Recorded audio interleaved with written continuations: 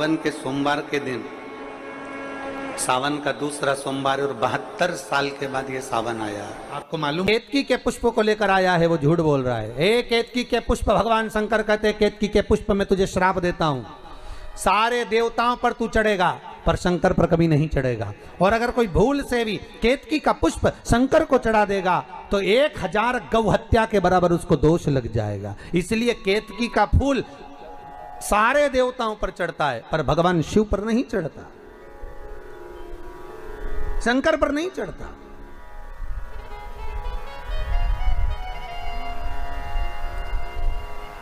शिव को प्रिय है पुष्प में आंक का पुष्प, जो आंकड़े का पुष्प होता है शंकर को बड़ा प्रिय है।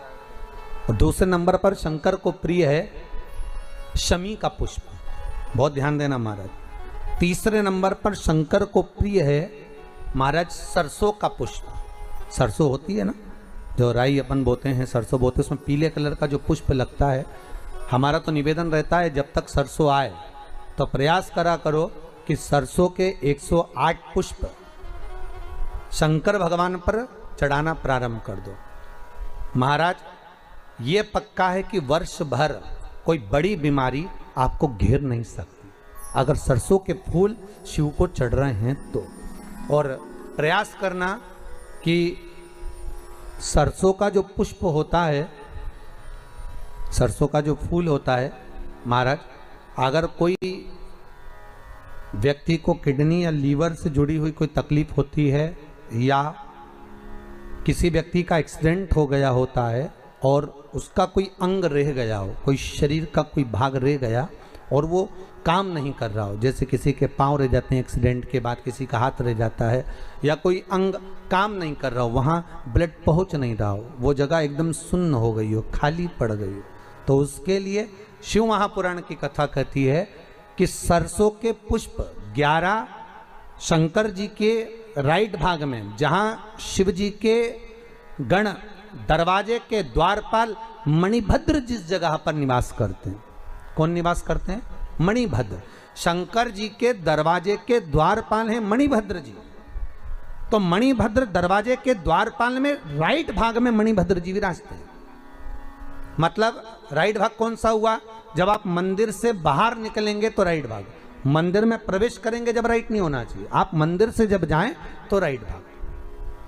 मतलब आप मंदिर से राइट से जाएंगे तो शंकर जी का भी राइट हो जाएगा, क्योंकि शिव जी ऐसे बैठे हैं तो शंकर जी का भी राइट हो गया, देवता उनका भी राइट हो गया, तो राइट भाग सीधा हाथ मणिभद्र जी का स्थान। 11 सरसों के पुष्प मणिभद्र के उस द्वार पर आप रख दीजिए और मणिभद्र के द्वार पर रखकर अंदर जाकर 108 वापिस जब आप बाहर निकल रहे हैं, ये पुष्प आप रखने के बाद एक बार बाहर जाएंगे फिर वापिस आएंगे मणिभद्र के रखने के बाद, और अंदर जाकर 108 सरसों के पुष्प शंकर को समर्पित करेंगे महाराज। उस सरसों के पुष्प जो शिव जी को आप समर्पित कर रहे हैं उसको वापस लेकर आएंगे, श्री शिवाय नमस्तुभ्यम बोलकर उस सरसों के पुष्प को महाराज सरसों के तेल की बोतल में उसको डाल लीजिए। शंकर भगवान को किसी भी प्रदोष में, शाम के समय प्रदोष काल में उस तेल को वापस ले जाकर चढ़ा दीजिए शिव जी को, उसको वापस लेकर आ जाइए। उस तेल का प्रयोग आप नाभि में डालिए और जो शरीर काम नहीं कर रहा उस स्थान पर कम से कम 15 दिन 20 दिन तक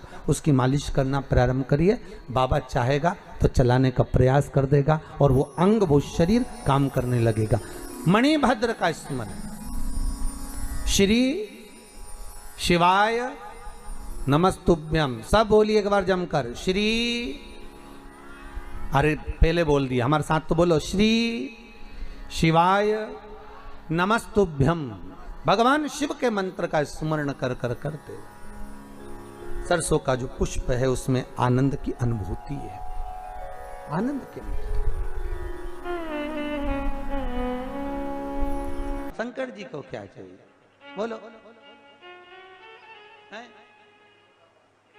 एक लोटा पानी, पर लोग इतने आलसी, मंदिर कई लोटा, मंदिर कई पानी और मंदिर कई शंकर। शंकर भगवान बोले आया काहे को, तेरे घर ही आ जाता, इतना भी कष्ट काहे करा है, इतना भी कष्ट क्यों? भैया कथा चल रही थी 3 दोष, वास्तु दोष, पितृ दोष काल सर्प दोष। पहले के जमाने में ये तीनों नहीं होते थे। क्यों? क्योंकि घर की माताएं घर के मटके में से पानी भर कर ले जाती थी। मटका पितरों का स्थान है, परिंदा पितरों का स्थान है, उसमें से पानी लिया, रसोई घर से निकली। रसोई घर मकान के केंद्र में होता था, पूरे वास्तु का केंद्र बिंदु रसोई घर होता है। उस रसोई घर में से जब पानी लेकर जाती थी तो पितरों के परिंदे में से लिया तो पितृ दोष, और मकान में से लेकर जाती थी तो वास्तु दोष। शंकर जी को जब चढ़ाती थी तो ये दोनों दोष समाप्त रहा करते थे, उछलते नहीं थे, एकदम शांत होते थे। पर आज के जमाने में मंदिर का लोटा, मंदिर का शंकर, मंदिर का पानी, तो शंकर भगवान ने कहा इसलिए वास्तु दोष भी होगा और पितृ दोष भी होगा, क्योंकि घर के परिंदे का, घर के मटके का पानी शिव के लिए नहीं आ रहा। अगर घर के परिंदे का पानी शिव को चढ़ाओगे, घर में से लेकर जाओगे, तो पितृ दोष और वास्तु दोष दोनों समाप्त रहेंगे। क्योंकि वास्तु का देव कौन है? महादेव, देवाधिदेव। चढ़ाओ। शिव को क्या प्रिय है? जल। भगवान भोलेनाथ जी के जल तो चढ़ाओ, पर घर का लाके चढ़ाओ, मंदिर का। और मंदिर का चढ़ाओ तो तुम जितना लोटा पानी चढ़ाओ उतना रुपया मत धरो। 98 लोटे का किराया, 98 पानी का, बिजली का बिल, तो पानी तुम्हारा। और कई कई तो इतने शरीफ बन के खूब लोटा भर के उठा के तुरंत पल्लू मल्लू ले लू आके, हर हर महादेव। शंकर जी सोचे कैसा ढोंग कर रही, फालतू के प्रपंचे में लगी, और सोचे शंकर जी प्रसन्न हो जाएगा। ऐसे ही हो जाएगा फालतू का। मंदिर दूसरे का, लोटा दूसरे का, पानी दूसरे का, और खुदाई होता है किसी किसी को। तुम देखना, आंवले के पेड़ की पूजन करने जाए, पीपल के पेड़ की पूजन करने जाए, थाली लगी लगाई मिल जाए, अपनी थाली तो छुए ही नहीं, दूसरे की थाली में से कंकु, हल्दी, चावल सब पीपल देवता के चढ़ा चुड़ू के, और जब तक बेचारी जिसकी थाली वो आए तो देखे तो लोटा में कहीं है ही नहीं। बताओ अब करे सर। ये शिव जी कह रहे हैं शंकर को कुछ प्रिय नहीं। जल चढ़ाया, चढ़ा दो। ना बने, शंकर जी बोल रहे हैं अक्षत चढ़ाया, चढ़ा दो। बेलपत्र चढ़ा दो। और शिव जी तो कहते हैं बेलपत्र नहीं भी हो तो शंकर पे चढ़ी हुई बेलपत्र धोकर वापिस चढ़ा, फिर चढ़ा। इतना भी नहीं हो तो 3 बार बोलो तो ताली बजा। ये भी नहीं हो सके तो भोलेनाथ जी बोले जैसे मेरे ससुर ने स्तुति करी थी वैसी कर दो। शंकर जी के ससुर कौन? दक्ष प्रजापति। आप सबको मालूम है दक्ष प्रजापति का सिर कट गया था, फिर काय का सिर लगाया था?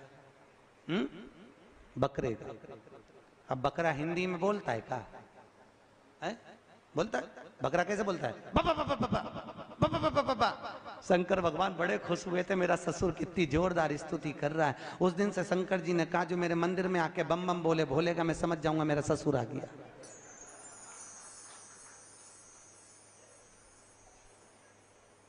उस दिन से नियम है। लोग क्या बोलते हैं? अरे बोलो तो अच्छे से बोलो, भगवान समझ जाएंगे तुम ससुर या सास। बोलो बम बम बोल। शिव की करुणा, शिव की